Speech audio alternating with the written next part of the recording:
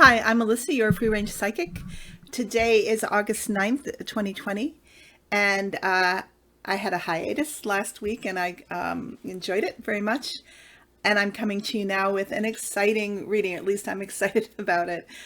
And this reading is on a possible past life of Michelle Obama. So, how I found this reincarnation, I asked my guides who they wanted to do a reading about, first of all, and they said Michelle. And then I went through a series of deductive questions regarding who she might be. And my guides kept on saying an American philanthropist, female, American philanthropist. So I somehow came across one family that they, a wealthy family that they gave me an indication to investigate. And then that led me to another family, which I think the first family might have been the Randolph family, and the family that they had me kind of segue to was the McCormicks, who were very wealthy, a very wealthy family in America at the time. Now, I think that was like the early to mid 1800s, and this reincarnation, or the person that Michelle, allegedly was reincarnated from, was born in 1866. Her name's Anita Eugenie McCormick Blaine. And the McCormicks, they were famous for reaping machines for crops. Became extremely wealthy because of Mr. McCormick's invention. So 1866, Anita Eugenie McCormick Blaine, or McCormick at that time, was born into this extremely wealthy family. And she, at the age of probably 21, 22, I couldn't find out exactly, she married someone who was extremely connected through family with politics, and his last name was Blaine. And then tragically, he died when she was 26, and she'd had a son. And from that point, she focused her life on being a philanthropist, very interested because of her child in terms of or regarding education. She took an interest in the form of education he was having. She was interested in, his name was Colonel Francis Parker, I believe. He had some innovative methods of teaching, and she learned his methods, and then she ended up founding a school of education that became the Department of Education for the University of Chicago. Yes, and she was based in Chicago. I think she was born out east, but she was based in Chicago. So was Michelle, right? And I'm not going to go into the details of Anita McCormick Blaine's life. You can research that. It'll be interesting for you to do that. But she did spend her whole life being extremely active. She was a social reformer. She was a supporter of workers' rights, of the League of Nations. She fought for world peace. She was responsible for securing housing for the poor. I think at the end of her life, she ended up donating over $10 million to charitable causes. She left all of her money to, I think, the New World Trust Organization, something like that. And an amazing woman, dying, I think, in her late 80s, early 90s.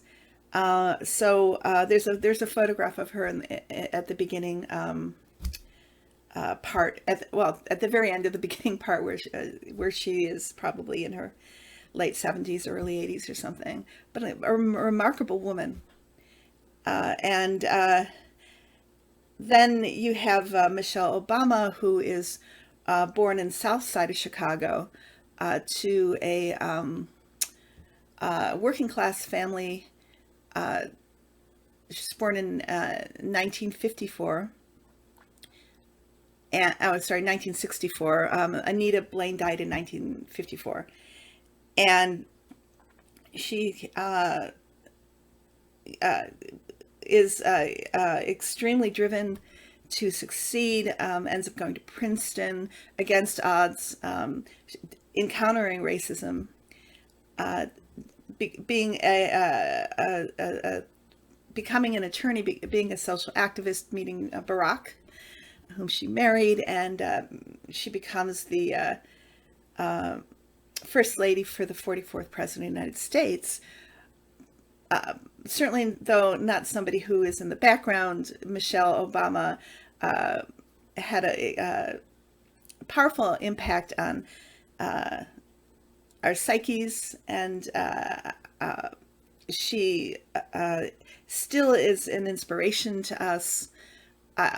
What her recent book became an international bestseller. She has a podcast now. And we love Michelle Obama. She's a beautiful soul. So again, not going into great detail about Michelle either. I'm going to read the cards that were chosen, and then you can look at both of their pasts for me and tell me, well, do you know, Melissa, yeah, this matched or this didn't. I think personally that they're very synchronistic. I can see Anita Blaine setting the groundwork for Michelle Obama. And again, this wasn't something where I knew anything about Anita McCormick Blaine. I had no idea that she might be the former incarnation of Michelle. I was just kind of shocked as I was reading about her, thinking, oh, my Chicago, and she did this, she did that. So let me know what you think, if this seems to be on track or not. And of course, I say allegedly, this is just a possibility. So in the terms of tarot, I'm using the Gilded Tarot by Ciro Marchetti. There is a card at the end of for us, oracle card. And the first card that my guides chose, this is the Empress. So my guides are saying both of these women come in, powerful women, to bring in feminine values, to bring in the values of compassion, receptivity, love, care, concern for the whole. And they really wanted to stress that, or emphasize that both women are spiritually guided to be these, I want to say channelers or instruments of alchemy, bringing in the strong feminine influence to change and the planet, to make significant and long-lasting change, working all their lives to bring in these necessary changes to help heal our earth, our society, our world. Above, Queen of Cups, again, a feminine card. These are sensitive women. These are women who, you can see the Queen of Cups, she's touching her belly. We're getting a sense that she's pregnant. And what my guides say what this card means in terms of Michelle and Anita. So both are using or they're drawing from their own love of their children, their own maternal archetypal beings, to bring that to the rest of the world. This is my child. I love my child. I'm wanting to protect my child. I want to bring my child up in the best possible way. But this also then connects to all children. So from one's own unique individual experience, one is then extrapolating that and connecting that with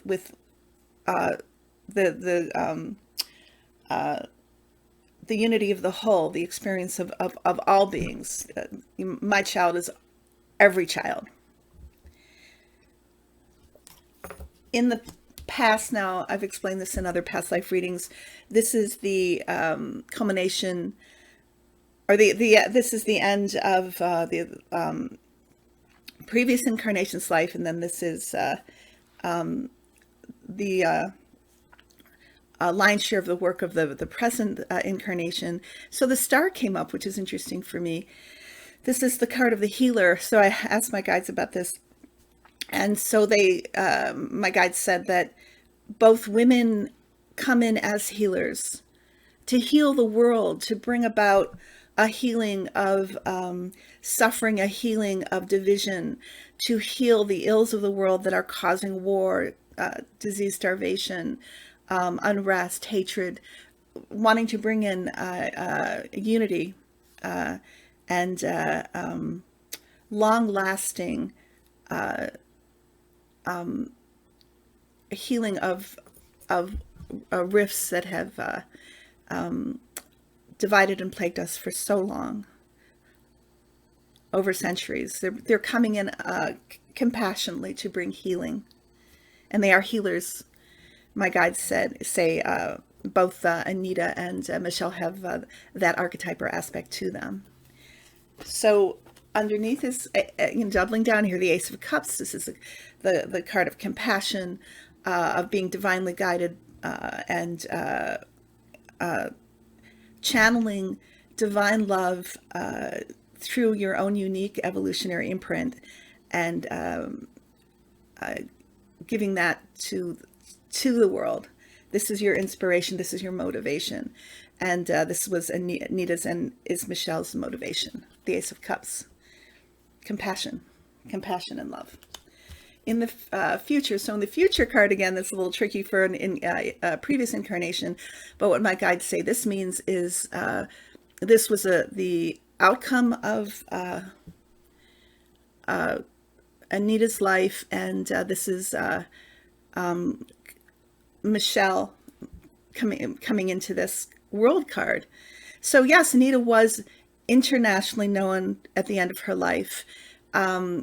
If you think about her support of the League of Nations, and then I guess the League of Nations fell apart, she still worked with Franklin Roosevelt, supporting these causes that are international causes, working for world peace.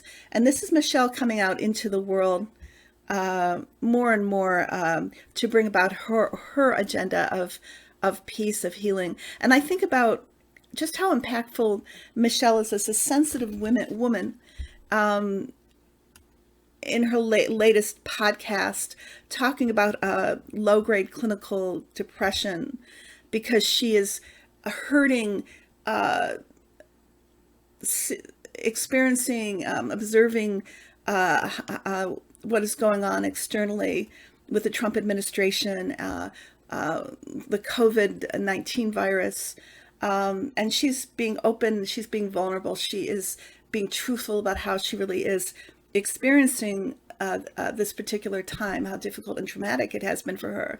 And the effect of that is, I think, letting other sensitives know, other people go, yes, me too. But if Michelle Obama can say it, then that gives me succor, comfort, because I am like her and she is like me. And she's brave enough to expose her sensitivity, her vulnerability to the world. And the effect of that, I think, is in some way extremely healing and almost inspirational, because now we know we're all experiencing this together.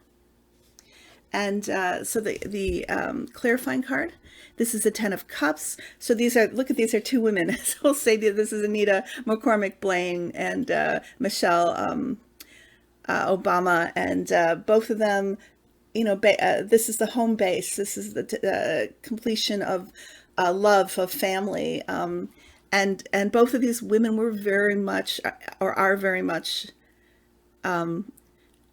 connected to family values. To Anita, her work for education, that founded the School of Education in the University of Chicago, came from her love of her child and her desire to really see that he had the best in education. And then this becomes a Ten of Cups, because it benefits her child, and then it benefits many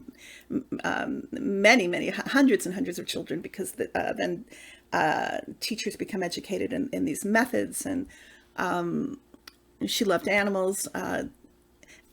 Michelle Obama, yes, we know she's a devoted mother. I read in Wikipedia that she made a point, as she was bringing up her children, to have time home with them, even though she's an attorney. She's a busy woman. She's a political activist, and yet she makes a point, and I'm sure she still makes a point, to have this space and time for her children. She loves animals too. We can kind of see in the photographs with her and the dogs. She was the alpha female with those dogs. You can see it. So Ten of Cups, clarifying card for them. And then this is the outcome card. This is strength. And I think this is, again, saying these women give us strength. They give us, and they are strong. They are strong. And this card, how being open about our sensitivity and vulnerability, about our love of our children, of compassion for others, a desire to take our own energies and good fortune, etc., to heal the rest of the world. This is true meaning of strength. What is that saying? People mistake kindness for weakness, but kindness is strength. To rise up from a situation, not being closed off, not having a bravado and a hard shell, but from your own love, from your own openness of your heart, to become a strong leader, to lend strength to others. And both women are, if you read their biographies, extremely strong women. And they accomplish huge amounts. And Michelle will continue to be this leader, this source of strength for all. So that is my reading for Michelle Obama, and the possibility that she's a reincarnation of Anita Eugenie McCormick Blaine. I hope you enjoyed that. It's fascinating to me, because I really didn't expect it, and I had no idea who Anita McCormick Blaine was. I'd never read about her, and I think we should all know more about her. I just gave you just a tiny little glimpse into what she actually accomplished. So I'm going to read an oracle card for us. I just want to say that I'm going to be using this deck, Whispers of Healing, by Angela Hartfield, artwork by Josephine Wall. This deck was gifted to me by a very special person. I'm excited to be using these cards for the first time in a reading for you. So the card that my guides chose for us. Oh, and these are the backs of these cards. They're pretty. This card is Breathe.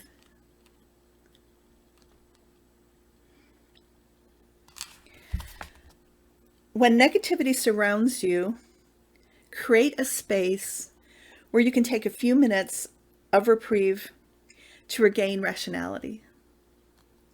Close your eyes and take a slow, deliberate breath. Visualize love and positive energy coming to you with each breath. Imagine you are releasing fear every time you exhale. Take a moment now to practice breathing techniques. This can help you feel replenished. With effort, try to make your breaths a little bit longer and a little bit deeper. Longer, deeper breaths have a direct effect on your nervous system. It is human to take shallow breaths when you are in tense situations. Feel how much healing you can experience by being mindful of your breathing. Mermaids and mammals in the ocean must surface to take a breath. I love the fact that it's just a given that mermaids exist. I believe in mermaids. This card comes as a perfectly timed reminder for you to stop to breathe. When you learn to take long, slow breaths, life takes on a new quality. You will be more able to appreciate the beauty around you. The mermaid reaches for the surface of the ocean, just as you reach to break the surface of old patterns. So breathing is transformative. And now I think we're all kind of holding our breath. There's so much tension, and we're all in a lot of stress. So breathing breaks that spell.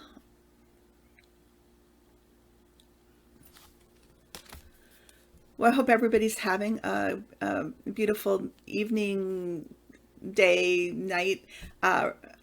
I'm doing this on a Sunday morning, and I will be back in not next weekend, but the weekend after, unless I have some time to do another video.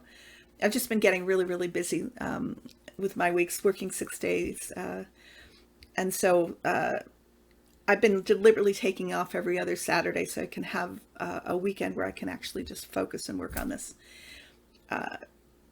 So you guys take care. Love you. Breathe. I'll see you again. Okay. Take care, everybody.